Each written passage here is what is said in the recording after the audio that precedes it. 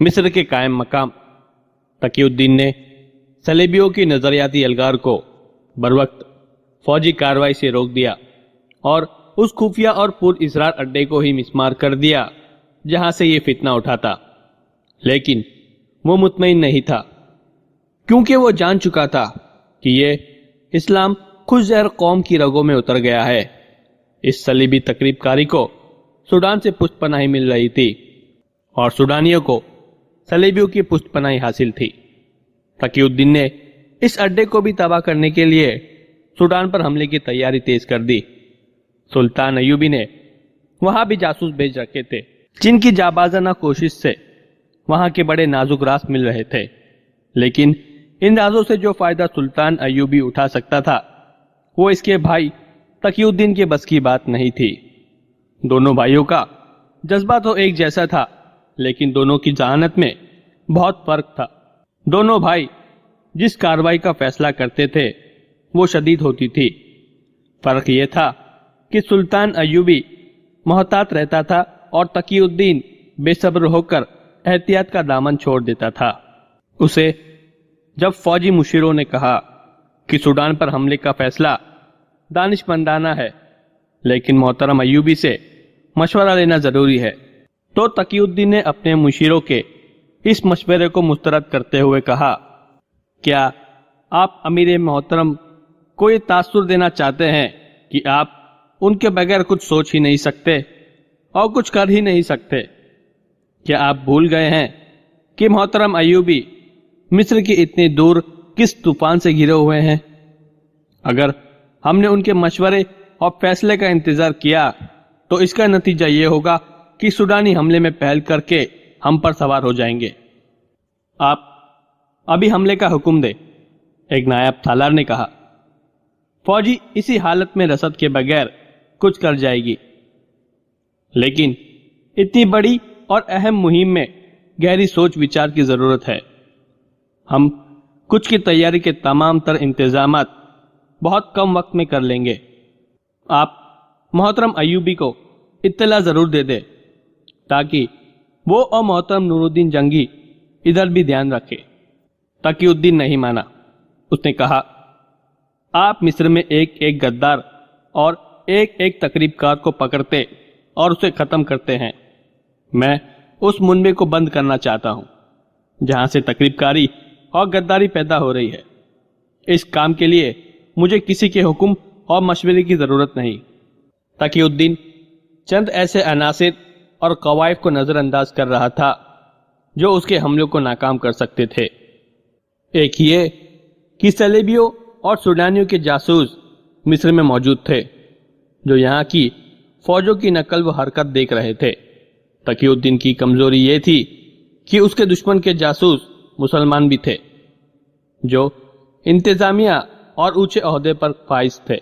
इसके मुकाबले में तकीउद्दीन के जासूस सूडानियों के पॉलिसी साजों और हुक्काम तक नहीं पहुंच सकते थे। दूसरे ये कि सुल्तान अय्यूबी ने 1169 में मिस्र की जिस फौज को बगावत के जुर्म में तोड़ दिया था, इसके कई एक कमांडर और ओहदेदार सूडान में थे। वो सुल्तान अय्यूबी की जंगी चालों से वाकिफ थे। उन्होंने अपनी चाल के मुताबिक अपनी फौज को तरबियत दी थी। सलेबियों ने उन्हें निहायत अच्छा असला और जरूरत से ज्यादा जंगी सामान दे रखा था। ये घर के बेदी थे। तकीउद्दीन ने यह भी ना सोचा कि वो सूडान के जिस इलाके में पेशकदमी करने जा रहा है वो एक वसी सहरा है, जहां पानी खतरनाक हद तक कम और वो मकाम जहां हमला करना है जहां तक रसद को भी खतरे में डाले बगैर रवाना रखना मुमकिन नहीं होगा। मुल्क के अंदरूनी हालत को काबू में रखना और तकरीबकारी की इस दाद के लिए भी फौज दरकार थी।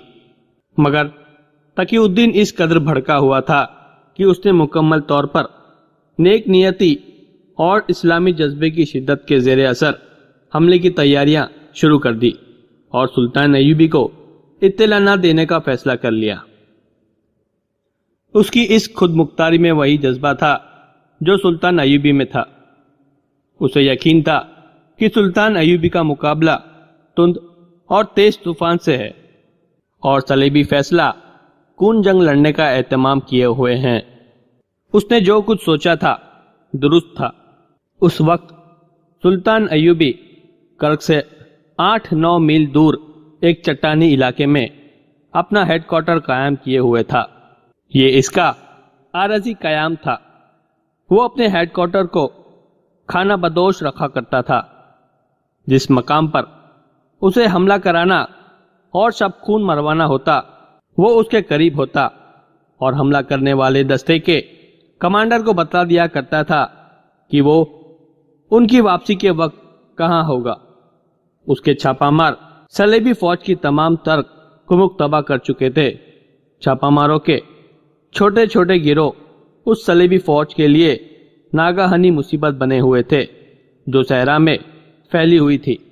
صلیبیوں کا نقصان تو بہت ہو رہا تھا، لیکن چھاپہ ماروں کی شہادت غیر معمولی طور پر زیادہ تھی۔ 10 جاباز جاتے تو 3-4 واپس آتے تھے۔ یہ رپورٹ بھی ملنے لگی تھی کہ صلیبیوں نے ایسے انتظامات کر لیے ہیں جو شب خون اور چھاپے کو کامیاب نہیں ہونے دیتے، لہذا اب چھاپہ ماروں کو جان کی بازی لگانی پڑتی تھی۔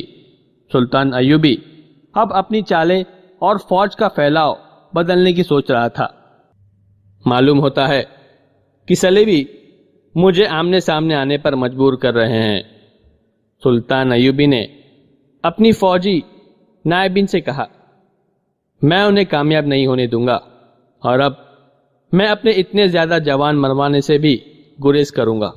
میں چھاپہ مار دستوں کی نفری میں اضافہ کرنے کا مشورہ دوں گا، ایک نائب نے کہا، اور میں یہ بھی مشورہ دوں گا کہ ہمیں دشمن کی قوت کو کبھی نظر انداز نہیں کرنا چاہیے کہ ہماری فوج میں جذبہ زیادہ ہے۔ جذبہ سپاہی کو بے جگری سے لڑا کر مروا سکتا ہے، فتح کا ضامن نہیں ہو سکتا۔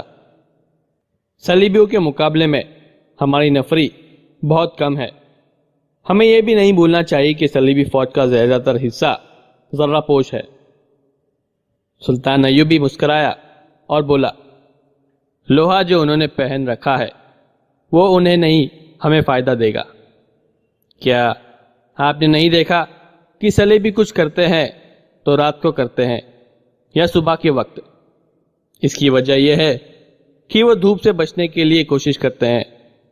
سورج اوپر اٹھتا ہے تو اس کی تمازت ذرہ بختر کو انگاروں کی طرح گرم کرتی ہے۔ ذرہ پوش سپاہی اور سوار لوہے کے خود اور آہنی سینہ پوش اتار پھینکنا چاہتے ہیں۔ اس کے علاوہ لوہے کا وزن ان کی حرکت کی تیزی کو ختم کر دیتا ہے۔ میں انہیں دوپہر کے وقت لڑاؤں گا جب ان کے سروں پر رکھا ہوا لوہا ان کا پسینہ نکال کر ان کی آنکھوں میں ڈالے گا اور وہ اندھے ہو جائیں گے۔ آپ نفری کی کمی کو متحرک طریقہ جنگ سے اور جذبے سے پورا کریں۔ اتنے میں سلطان ایوبی کے انٹیلیجنس کے سربراہ علی بن سفیان کا ایک نائب زاہدان آ گیا۔ اس کے ساتھ 2 آدمی تھے۔ سلطان ایوبی کی آنکھیں چمک اٹھی۔ ان دونوں آدمیوں کو اس نے بٹھایا اور پوچھا، کیا خبر ہے؟ دونوں نے اپنے اپنے گریبان کے اندر ہاتھ ڈالے اور لکڑی کی بنی ہوئی 2 صلیبیں باہر نکالی جو ان کی گردنوں سے بندھی ہوئی تھی۔ وہ صلیبی نہیں مسلمان تھے۔ اپنے آپ کو صلیبی ظاہر کرنے کی وجہ سے وہ صلیبی لٹکا لیتے تھے۔ دونوں نے صلیبی اتار کر نیچے پھینک دی۔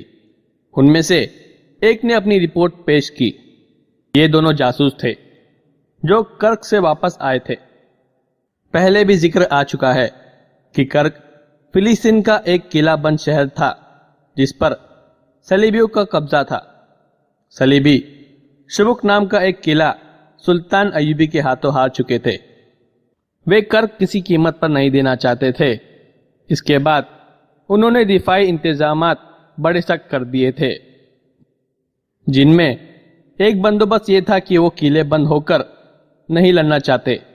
شبک سے جب عیسائی اور یہودی باشندے مسلمانوں کے ڈر سے کرک بھاگ رہے تھے تو اسی وقت سلطان ایوبی نے اپنی فوج اور انتظامیہ کو یہ حکم دے دیا تھا کہ بھاگنے والے غیر مسلموں کو روکے اور انہیں واپس لا کر ان کے ساتھ اچھا سلوک کرے۔ لیکن سلطان ایوبی نے ایک خفیہ حکم یہ بھی دیا تھا کہ زیادہ تر باشندوں کو جانے دے۔ اس حکم میں راز یہ تھا کہ غیر مسلم باشندوں میں سلطان کے جاسوس بھی جا رہے تھے۔ اپنے جاسوس دشمن کے اس شہر میں اور مضافات میں، جس پر تھوڑے عرصے کے بعد حملہ کرنا تھا، بھیجنے کا یہ موقع بہت اچھا تھا۔ مسلمان جاسوس یہودی اور عیسائی پناہ گزینوں کے بھیس میں کرک چلے گئے تھے۔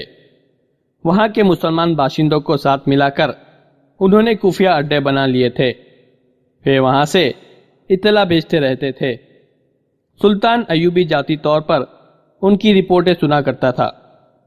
اس روز 2 جاسوس آئے تو سلطان ایوبی نے انہیں فوراً اپنے خیمے میں بلا لیا اور باقی سب کو باہر نکال دیا۔ جاسوسوں کی رپورٹ میں صلیبیوں کی فوج کی نقل و حرکت اور تربیت کی متعلق اطلاع تھی۔ سلطان ایوبی ان کے مطابق نقشہ بناتا رہا۔ اس دوران اس کے چہرے پر کوئی تبدیلی نہیں آئی۔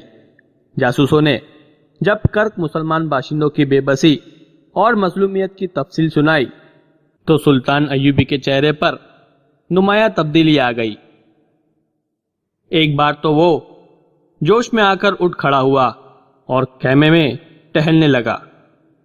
جاسوسوں نے اسے بتایا کہ صلیبی شبک سے شکست کھا کر کرک پہنچے تو انہوں نے مسلمانوں کا جینا حرام کر دیا۔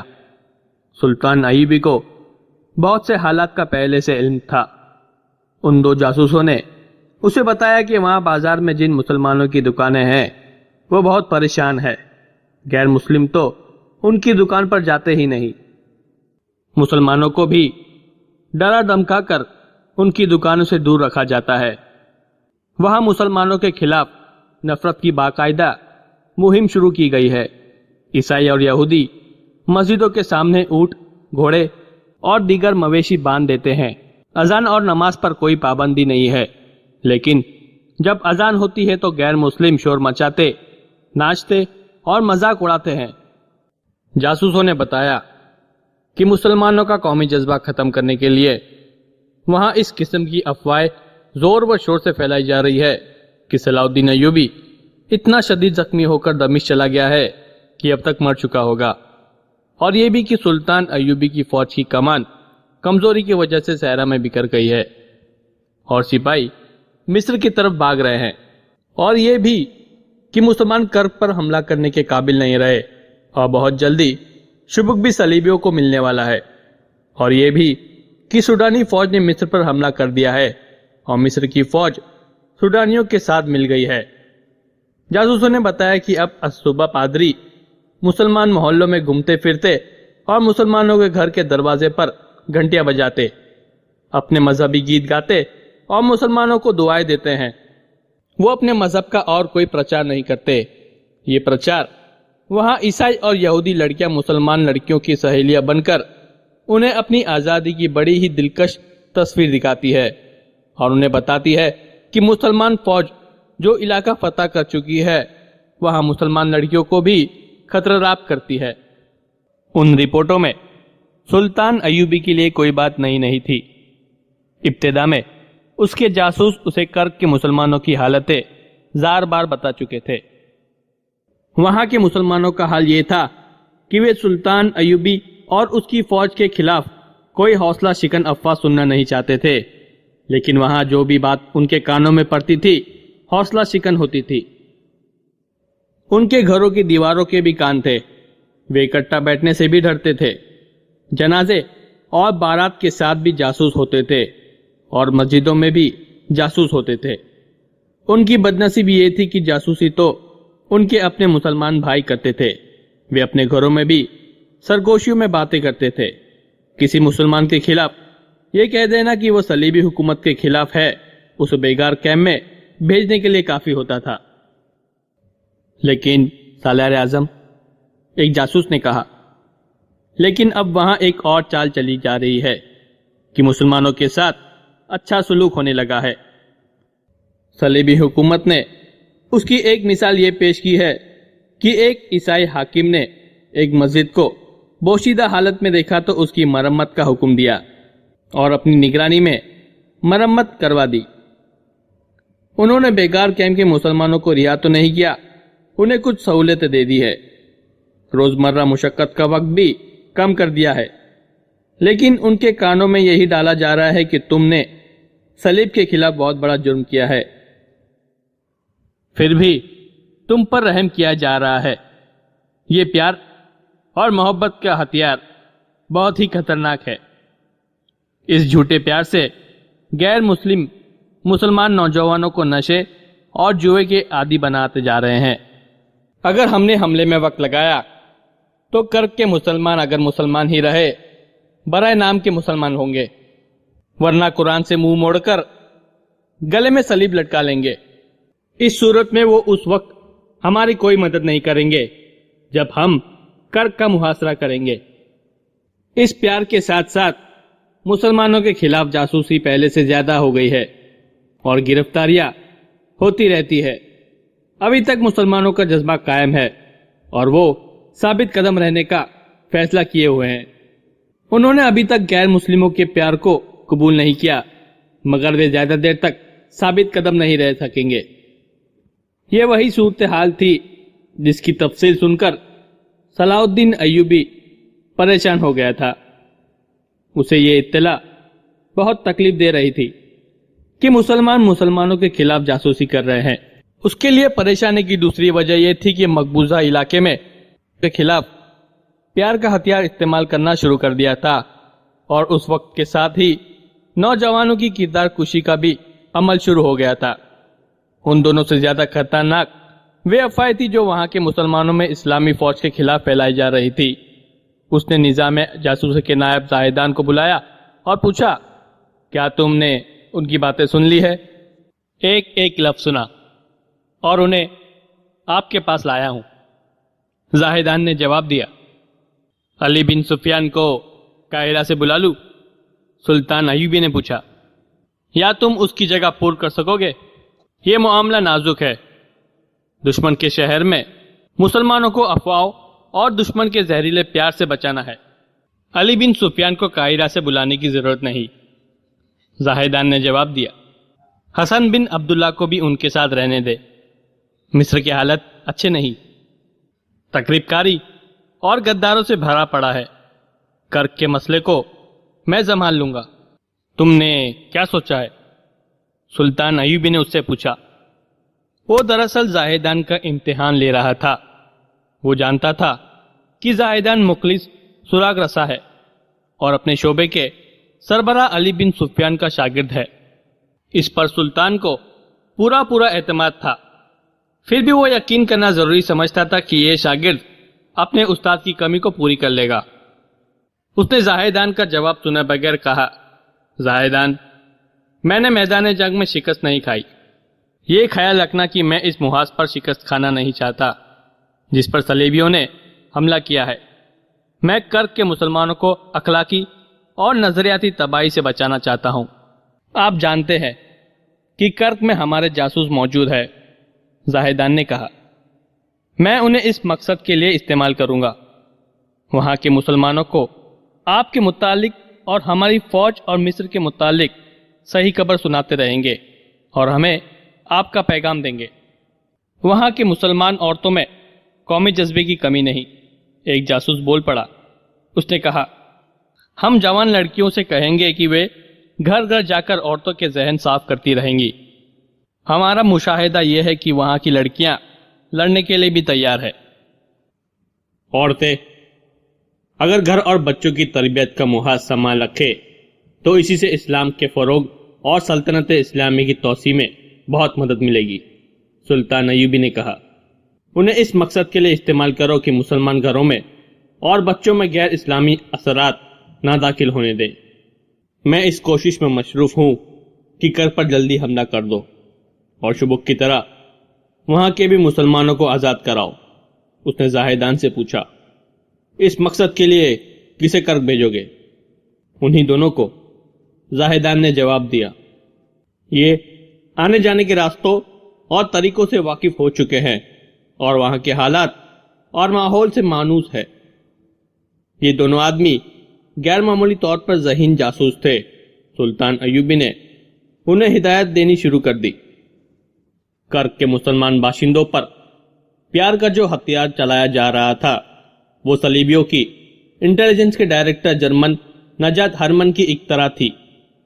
وہ شبوک کی شکست کے بعد صلیبی حکمرانوں پر زور دے رہا تھا کہ کرک کے مسلمانوں کو پیار کا دھوکہ دے کر صلیب کا وفادار بنایا جائے یا کم از کم صلاح الدین ایوبی کے خلاف کر دیا جائے۔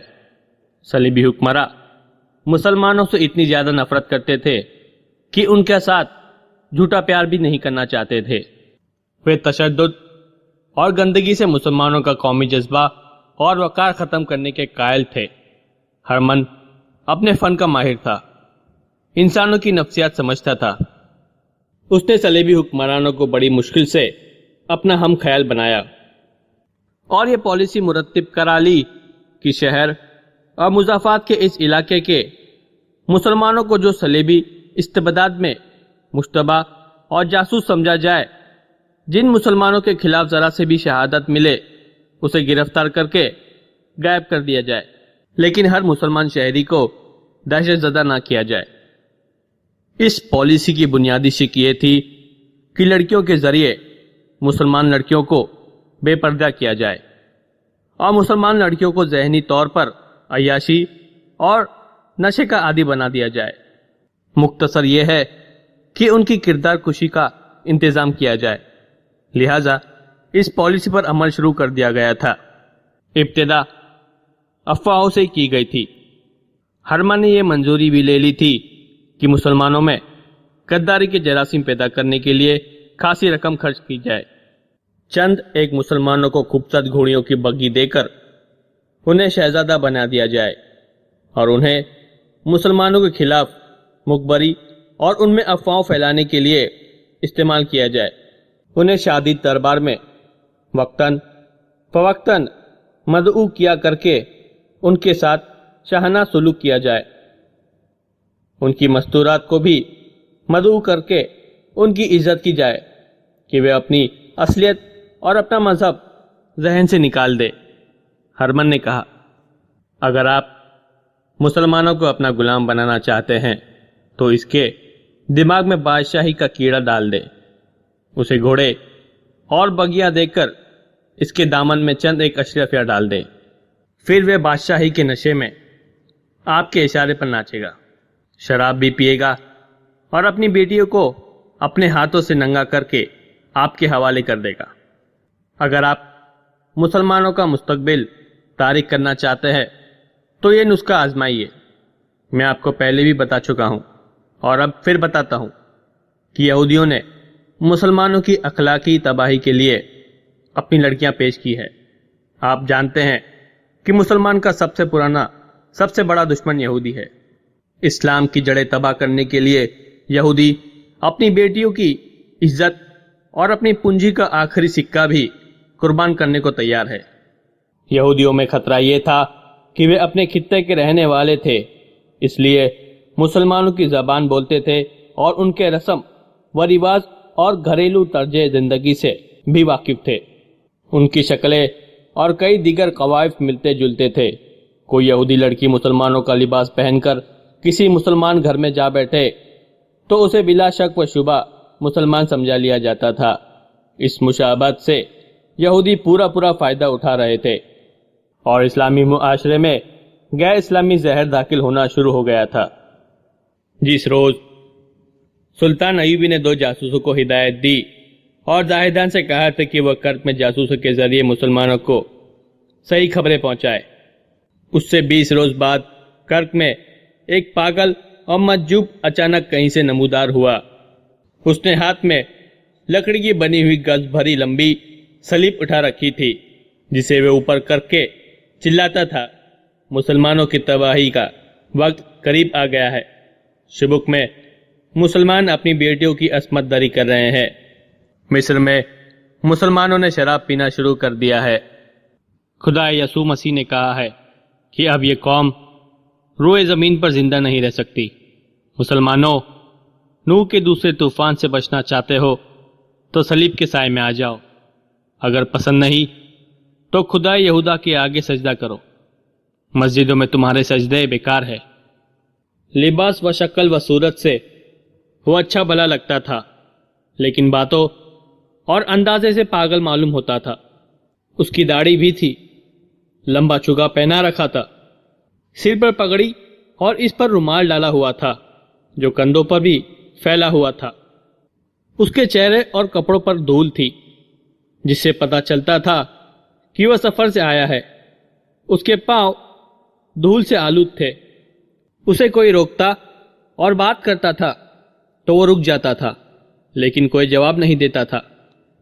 کوئی بات جیسے سنتا اور سمجھتا ہی نہ تھا۔ سوال کوئی بھی پوچھو وہ اپنا اعلان دہرانے لگتا تھا، مسلمانوں کی تباہی کا وقت قریب آ گیا ہے وغیرہ وغیرہ۔ کسی نے بھی معلوم کرنے کی کوشش نہ کی کہ وہ کون ہے اور کہاں سے آیا ہے۔ عیسائی اس لیے خوش تھے کہ اس کے ہاتھ میں صلیب اٹھا رکھی تھی اور خدا یسوع مسیح کا نام لیتا تھا۔ یہودی اس لیے خوش تھے کہ وہ خدائے یہود کا نام لیتا تھا، اور دونوں کی یہ خوشی مشترک تھی کہ وہ مسلمانوں کی تباہی کی خوشخبری سنا رہا تھا۔ صلیبی فوج کے چند ایک سپاہیوں نے اس کی للکار سنی تو انہوں نے کہا لگایا۔ شہری انتظامیہ کی فوج جو بعد میں پولیس کہلائی، اسے دیکھا تو اسے پاگل کہہ کر نظر انداز کر دیا۔ مسلمانوں میں اتنی جرت نہیں تھی کہ اس کا منہ بند کرتے۔ مسلمان اس کے منہ سے اپنی تباہی کا اعلان سن کر ڈر گئے تھے، اور انہیں غصہ بھی آیا تھا مگر کچھ بھی نہیں کر سکتے تھے۔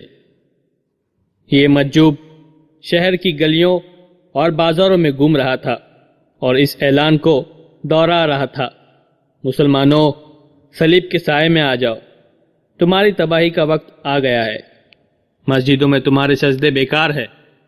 کہیں کہیں وہ یہ بھی کہا کرتا تھا، کرک میں مسلمانوں کی فوج نہیں آئے گی، ان کا صلاح الدین ایوبی مر چکا ہے۔ بعض اوقات وہ اٹھ پٹانگ اور بےمانی فکرے بولتا تھا جو ثابت کرتے تھے کہ وہ پاگل ہے۔ بچے اس کے پیچھے پیچھے چلے جا رہے تھے، بڑے عمر کے آدمی بھی کچھ دور تک اس کے پیچھے چلتے اور رک جاتے تھے۔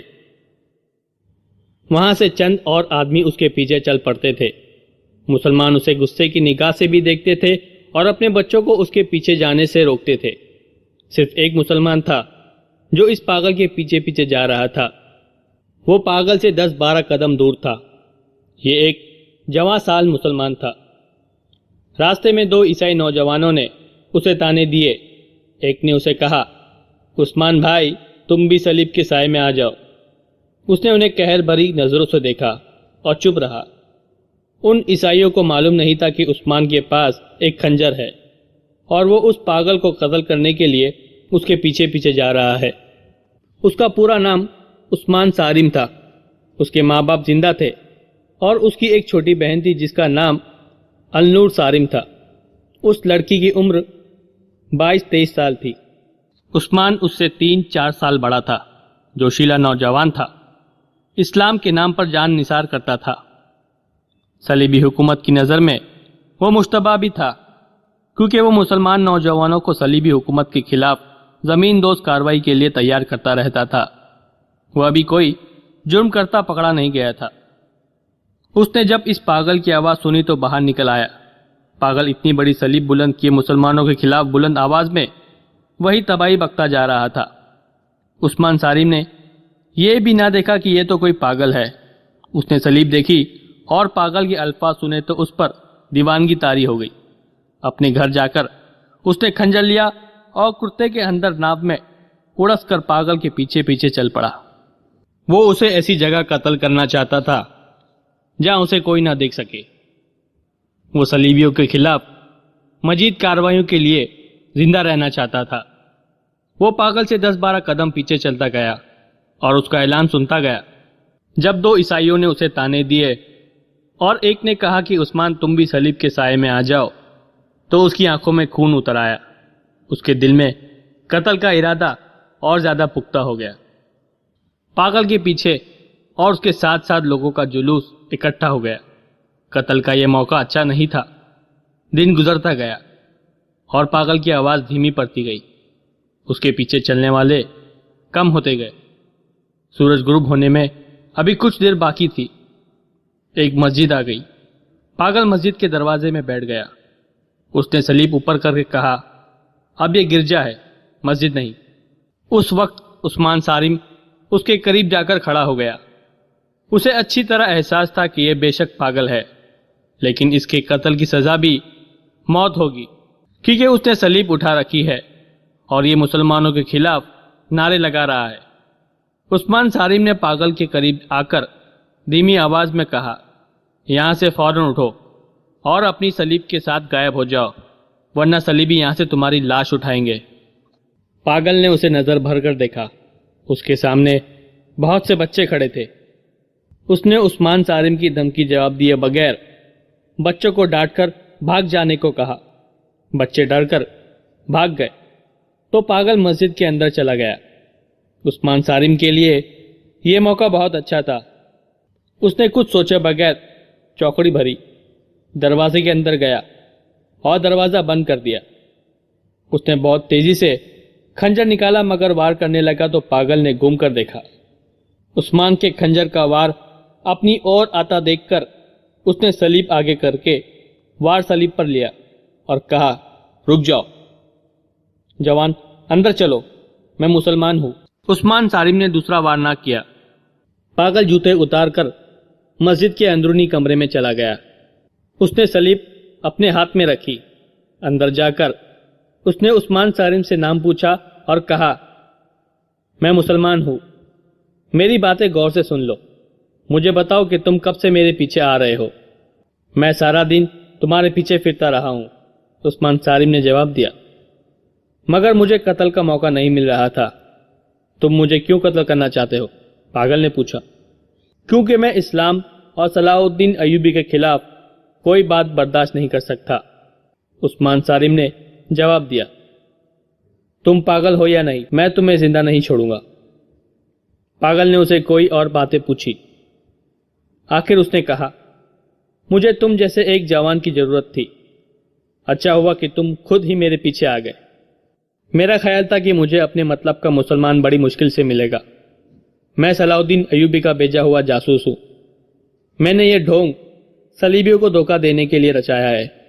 मैंने इसी बेस में सफर किया है। मुझे तुमसे कुछ बातें करनी है। याद रखो कि मस्जिद में कोई सलीबी आ गया तो फिर वही बकवास शुरू कर दूंगा जो दिन भर करता रहा हूं। तुम गौर से सुनते रहना, जैसे तुम मुझसे मुतासिर हो रहे हो। मैं बहुत तेजी से बोलूंगा। शाम की नमाज का वक्त हो रहा है। मुसलमानों में सलेबियों के भी जासूस है। मैं नमाजियों के आने तक अपनी बात खत्म करना चाहता हूं। उस्मान सारिम ने कभी जासूस नहीं देखा था। उसे मालूम नहीं था कि एक गैर मामूली तौर पर ज़हीन जासूस है, जिसने उसे चंद सवाल पूछकर पहचान लिया है कि यह जवान काबिले एतमाद है। जासूस ने उससे कहा, अपने जैसे चंद एक जवान इकट्ठा करो और कुछ मुसलमान लड़कियों को भी तैयार करो। तुम्हें हर एक मुसलमान घराने में यह पैगाम पहुंचाना है कि सलाउद्दीन अय्यूबी जिंदा है और वो अपनी फौजों के साथ यहां से सिर्फ आधे दिन की मुसाफत जितनी दूर है। उसकी तमाम फौज न सिर्फ कर्क पर हमला करने के लिए तैयार है, बल्कि इस फौज ने सलेबी फौज का नाक में दम कर रखा है। मिस्र में हालात पुरसुकून है। वहां सलीबियों ने जो तकरीबकारी की थी वो जड़ से उखाड़ दी गई है। सलाउद्दीन अय्यूबी कब हमला करेगा? उस्मान सारिम ने पूछा। पहले सलाउद्दीन अय्यूबी का पैगाम सुन लो और यहां हर एक नौजवान के जहन पर नक्श कर दो। अय्यूबी ने कहा है कि कर्क के मुसलमान नौजवानों से कहना कि तुम मुल्क और मजहब के पासबान हो।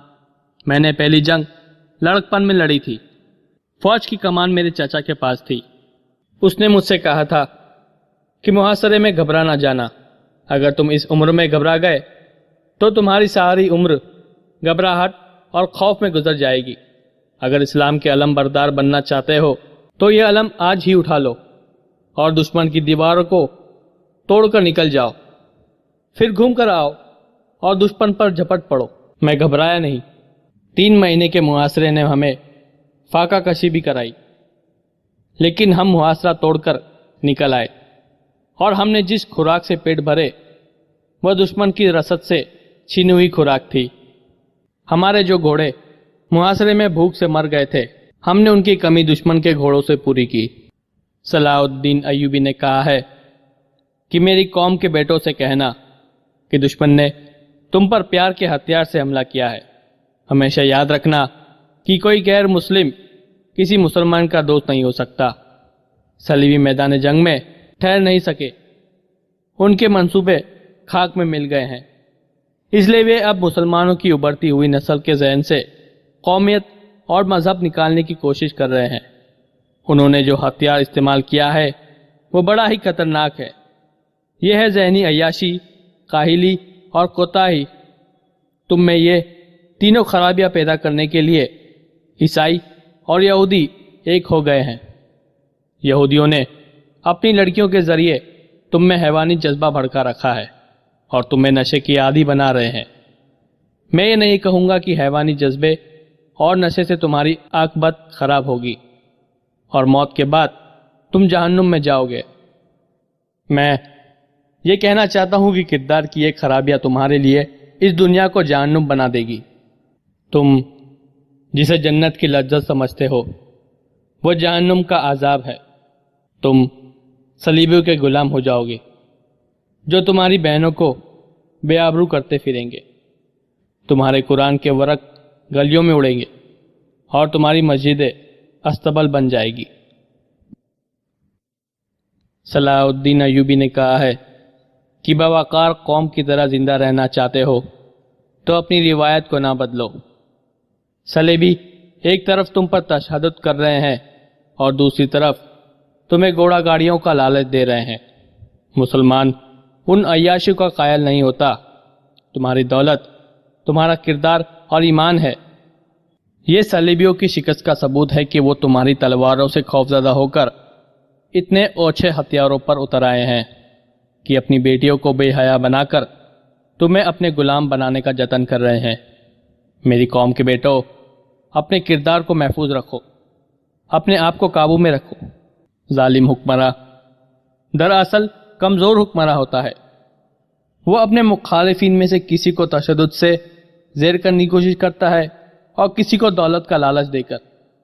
تم ظلم و تشدد سے بھی نہ ڈرو اور کسی لالچ میں بھی نہ آؤ۔ تم قوم کے مستقبل ہو، ہم قوم کے ماضی ہیں۔ دشمن تمہارے ذہنوں سے تمہارا روشن ماضی نکال کر اس میں اپنے نظریات اور اپنے فائدے کی سیاہی بننے کی کوشش کر رہا ہے تاکہ اسلام کا مستقبل تاریک ہو جائے۔ اپنی اہمیت پہچانو۔ دشمن صرف تمہیں اپنے تابع میں کرنے کی کوشش کر رہا ہے کہ وہ تم سے خائف ہے۔ اپنی نظر آج پر نہیں کل پر رکھو، کیونکہ تمہارے دشمن کی نظر تمہارے مذہب کے کل پر ہے۔ تم نے دیکھ لیا ہے کہ کفار تمہارا کیا حال کر رہے ہیں۔ اگر تم ذہنی عیاشی میں پڑ گئے تو تمام تر ملت اسلامیہ کا یہی حشر ہوگا۔ جاسوس نے سلطان ایوبی کا پیغام بہت تیزی سے عثمان صارم کو سنا دیا اور اسے عمل کے طریقے بتانے لگا۔ اس نے کہا، سالار اعظم نے خاص طور پر کہا ہے کہ اپنے اوپر جوش اور جذبات کا غلبہ طاری نہ کرنا، عقل پر جذبات کو غالب نہ آنے دینا، عشت آل سے بچنا، اپنے آپ پر قابو رکھنا، احتیاط لازمی ہے۔ جاسوس نے اسے بتایا کہ وہ اور اس کے 2 ساتھی کسی نہ کسی روپ میں اسے خود ہی ملتے رہیں گے اور یہ رابطہ قائم رہے گا۔ فوری طور پر ضرورت یہ ہے کہ مسلمان اپنے گھروں میں چوری چھپے کمانے، تیر اور برچھیاں رکھے۔ عورتوں کو گھروں کے اندر ہی کھنجر اور برچھی مارنے اور وار سے بچنے کے طریقے سکھائیں۔ یہودی لڑکیوں کی باتوں پر دھیان نہ دے، ان کے ساتھ ایسی کوئی بات نہ کرے جس سے انہیں کوئی شک پیدا ہو۔ اپنے طور پر کوئی جنگی کارروائی نہ کرے، پہلے منظم ہو جائے پھر قیادت بنائے۔ ہر ایک فرد کا ذرا سا بھی عمل قائد کی نظر میں ہونا چاہیے اور کسی فرد کا کوئی اقدام قائد اجازت کے بغیر نہ ہو۔ سورج غروب ہونے لگا تھا۔ مسجد کا پیش امام آ گیا۔ اسے دیکھتے ہی جاسوس نے سلیب اٹھائی اور دوڑتا ہوا باہر نکل گیا۔ باہر سے پھر وہی اعلان سنائی دینے لگا، مسلمانوں، सलीब के साए में आ जाओ, तुम्हारा इस्लाम मर गया है। इमाम ने उस्मान सारिम को कहर भरी नजरों से देखते हुए पूछा, ये यहाँ क्या कर रहा है? मैं इतना बूढ़ा ना होता तो यहां से इसे जिंदा बाहर ना जाने देता। मैं उसके पीछे आया था कि यहां से जिंदा ना निकल सके। उस्मान सारिम ने इमाम को अपना खंजर दिखाकर कहने लगा, खुदा का शुक्र है कि उसने मेरा खंजर सलीब पर रोक लिया था। ये आदमी पागल नहीं है, ईसाई और यहूदी भी नहीं है, ये मुसलमान है। सलाउद्दीन अयूबी का पैगाम लाया है। उसने बूढ़े इमाम को सुल्तान अयूबी का पैगाम सुनाया और कहा, मैं इस पैगाम पर अमल करूंगा। आज शाम से ही बिस्मिल्लाह कर रहा हूं, लेकिन हमें एक अमीर की जरूरत है। क्या आप हमारी क़यादत करेंगे? ये सोच ले कि सलीबी हुकूमत को खबर मिल गई तो सबसे पहले अमीर की गर्दन उड़ा दी जाएगी। क्या मस्जिद में खड़े होकर यह जुर्रत कर सकता हूं कि मैं कौम से अलग रहूंगा? इमाम ने जवाब दिया, लेकिन फैसला कौम करेगी कि मैं अमीर बनने के काबिल हूं या नहीं। मैं खुदा के घर में खड़ा यह अहद करता हूं कि मेरी दानिश, मेरा माल, मेरी औलाद और मेरी जान इस्लाम के तहफ़्फ़ुज़ और फ़रोग़ के लिए और सलीब को रुबा ज़वाल करने के लिए वक़फ़ हो गई है। मेरे अजीज़ बेटे, सलाउद्दीन अयूबी के पैगाम का एक एक लफ्ज़ जहन में बिठा लो। उसने ठीक कहा है कि नौजवान कौम मज़हब का मुस्तक़बिल होते हैं। वे इसे रोशन भी कर सकते हैं और आवारा होकर इसे तारीक भी कर सकते हैं। जब कोई नौजवान सलीबियों और यहूदियों की बेहयाई का दिलदादा होकर लड़कियों को बुरी नज़र से देखता है तो वो महसूस नहीं करता कि उसकी अपनी बहन भी उस जैसे नौजवान की नज़र का शिकार हो रही है। ये वो मकाम है जहाँ कौम तबाह होती है। मेरे नौजवान बेटे, खुदा के इस घर में अहद करो कि तुम सलाउद्दीन अयूबी के पैगाम पर अमल करोगे। उस्मान सारिम ने घर जाकर अपनी बहन अल नूर को अलग बिठाकर सुल्तान अयूबी का पैगाम सुनाया और कहा, अल नूर, हमारा मजहब और हमारा कौमी वकार तुमसे बहुत बड़ी कुर्बानी मांग रहा है। आज से अपने आप को पर्दा नशी लड़की समझना छोड़ दो। मुसलमान लड़कियों तक ये पैगाम पहुंचाकर उन्हें इस जिहाद के लिए तैयार कर लो। मैं तुम्हें खंजर, तीर, कमान और बच्ची का इस्तेमाल सिखाऊंगा।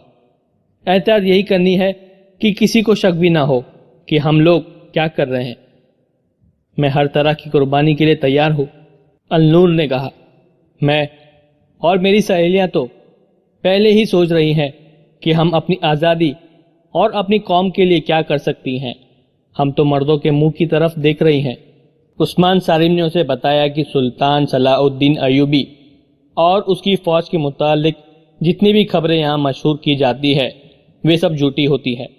तमाम मुसलमान घरानों में जाकर औरतों को सही खबर सुनाओ। उस्मान सारिम ने उसे सही खबर सुनाई और कहा कि मुसलमानों में गद्दार और सलीबियों में मुखबिर है। उसने बहन को ऐसे 3-4 घराने बताए और कहा कि उनकी औरतों को हाथ में ले लो और उन्हें बताओ कि उनके आदमी गद्दार हैं।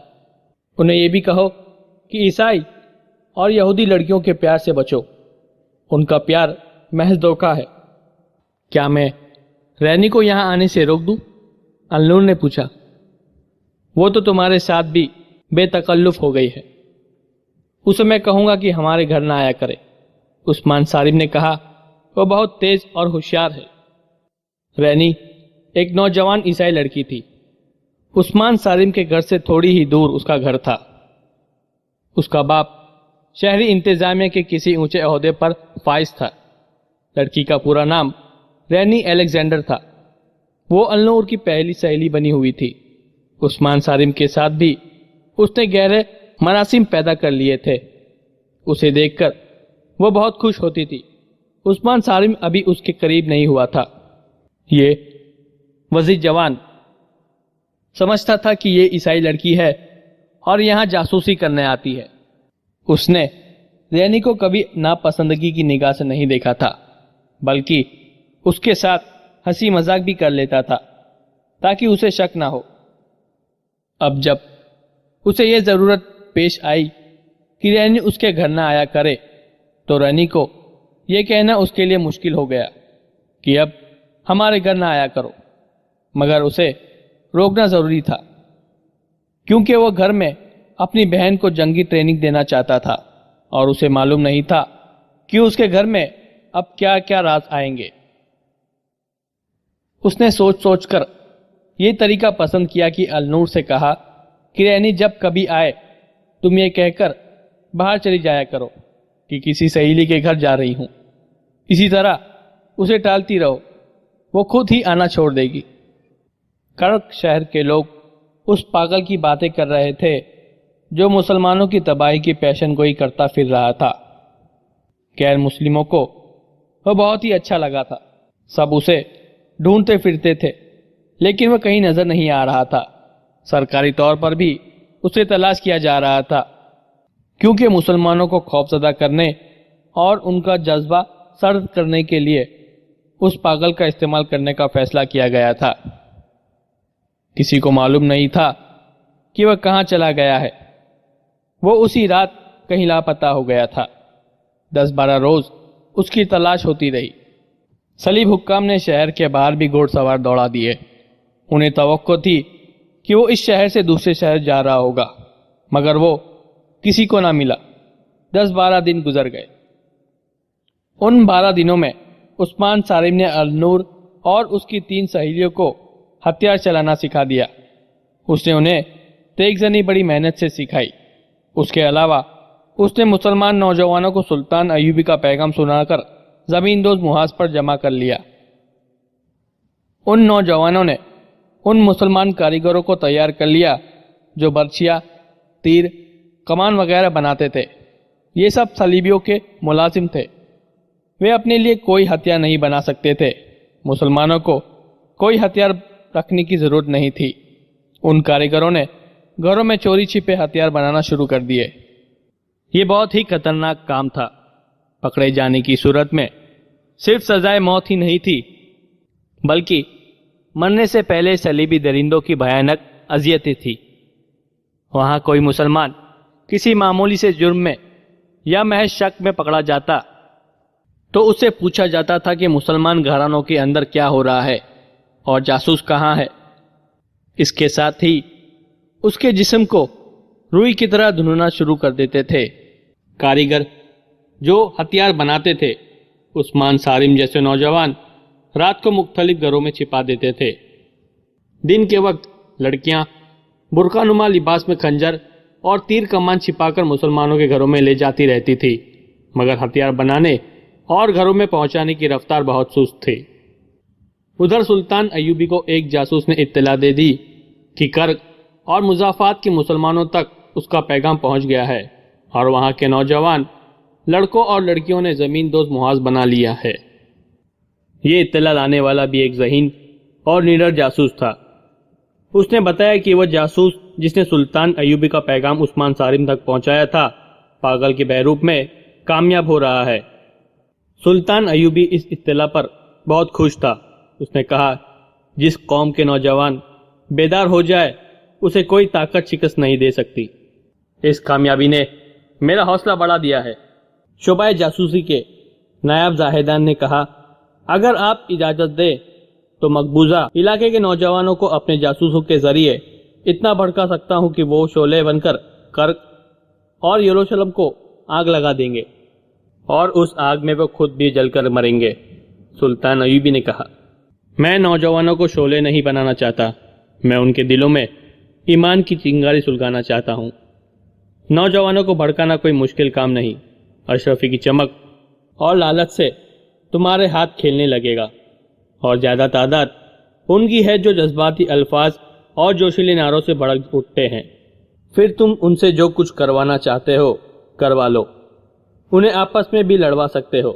اس کی وجہ یہ نہیں ہے کہ وہ جاہل اور گوار ہے اور ان کا اپنا دماغ نہیں، اصل وجہ یہی ہے کہ خون کا جوش کچھ کر گزرنے پر مجبور کرتا ہے۔ اس عمر میں ذہن عیاشی کی طرف بھی مائل ہوتا ہے اور عمل صالحہ کی طرف بھی۔ تم نوجوان ذہن کا جو بھی تحریک اشتعال دے دو وہ اسی کا اثر قبول کر لے گا۔ تمہارے دشمن ہماری قوم کے ابھرتے ہوئے ذہنوں میں عیاشی اور جنسی لذت کے جراثیم ڈال رہے ہیں۔ ان کا مقصد صرف یہ ہے کہ ہم اسے جہاد کی طرف مائل کر کے دشمن کے خلاف استعمال نہ کر سکے۔ تم یہ کوشش کرو کہ نوجوان نہ بھڑکے بلکہ سرد رہے اور سوچے، رسول مقبول صلی اللہ علیہ وسلم کی اس حدیث کو سمجھے کہ اپنے آپ کو جانو، اپنے دشمن کو پہچانو، ان کی سوچیں بدل دو، ان میں قومیت کا احساس پیدا کر دو۔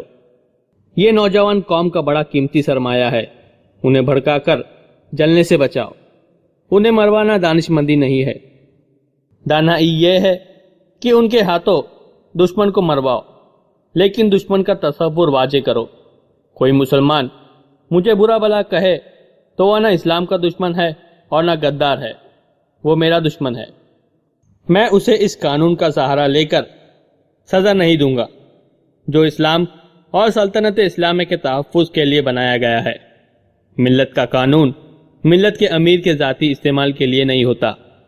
غداری کی سزا اسے دی جاتی ہے جو ملک اور قوم کی جڑیں کاٹے اور دین کے دشمنوں کے ہاتھ مضبوط کرے، خواہ وہ حکمراں خود ہی اس کا مجرم ہو، وہ غدار ہے اور سزا کا مستحق ہے۔ اس صورت میں جبکہ وہاں نوجوان تیار ہو گئے ہیں، ہم انہیں کس طرح استعمال کریں؟ زاہدان نے پوچھا۔ انہیں جوش میں آنے نہ دو، سلطان ایوبی نے جواب دیا۔ ان کی سوچیں بیدار کرو، وہاں کے حالات کے مطابق وہ خود فیصلہ کرے کہ انہیں کیا کرنا چاہیے۔ وہ جذبات کے غلبے کے تحت نہ سوچے، وہاں اور زیادہ ذہین جاسوس بھیجو۔ اور یہ یاد رکھو زاہدان کہ دشمن ہمیں نہیں، ہمارے نوجوان بچوں کا کردار بگاڑنے کی کوشش کر رہا ہے، یا ہمارے ان حکمرانوں کا جن کا ذہن بچوں کی طرح خام ہے۔ کسی بھی قوم کو جنگ کے بغیر شکست دینا چاہتے ہو تو ان کے نوجوانوں کو ذہنی عیاشی میں ڈال دو۔ یہ قوم اس حد تک تمہاری غلام ہو جائے گی کہ اپنی مستورات تمہارے حوالے کر کے اس پر فخر کرے گی۔ صلیبی اور یہودی ہماری قوم کو اسی راہ پر لانے کی کوشش کر رہے ہیں۔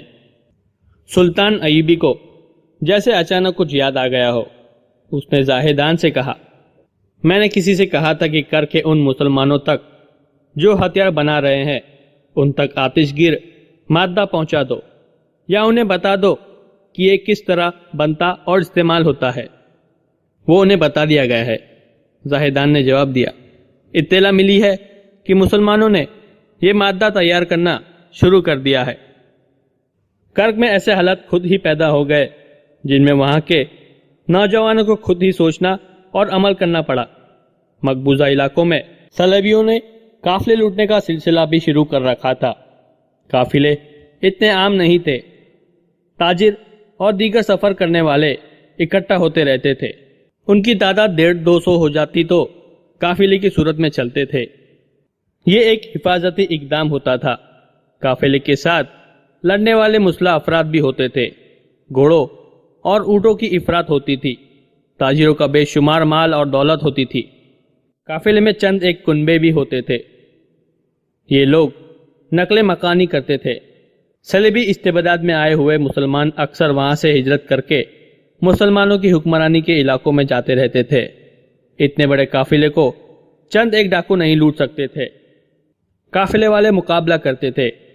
صلیبیوں نے یہ کام اپنی فوج کے سپرد کر دیا تھا۔ انہیں کسی قافلے کا اطلاع مل جاتی تو اپنی فوج کے 1-2 دستے کو صحرائی لوگوں کے بھیس میں بھیج کر اسے لوٹ لیتے تھے۔ قافلوں میں صرف مسلمان ہوتے تھے۔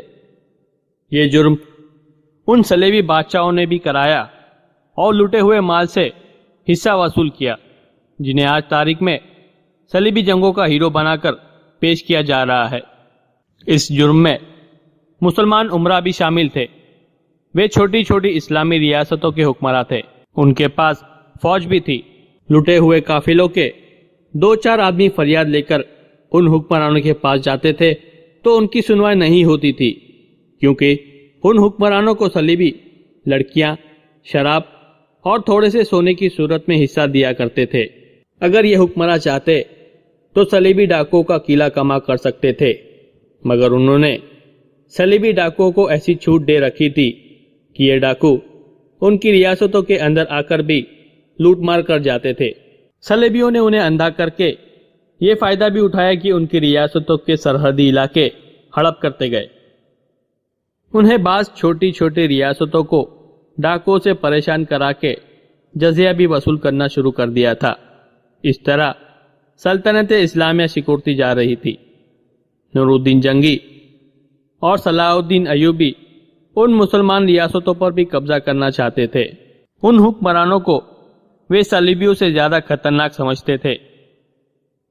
एक बार नूरुद्दीन जंगी ने सलाहुद्दीन अयूबी को पैगाम भेजा था, जिसमें कई और बातों के अलावा उन छोटे छोटे मुसलमान हुक्मरानों के बारे में लिखा था।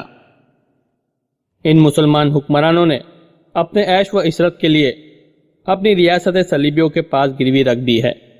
ये कुफ्फार से तोहफे, ज़र व ज़वारात और अगवा की हुई मुसलमान लड़कियां लेते हैं और इस्लाम का नाम डुबोते जा रहे हैं।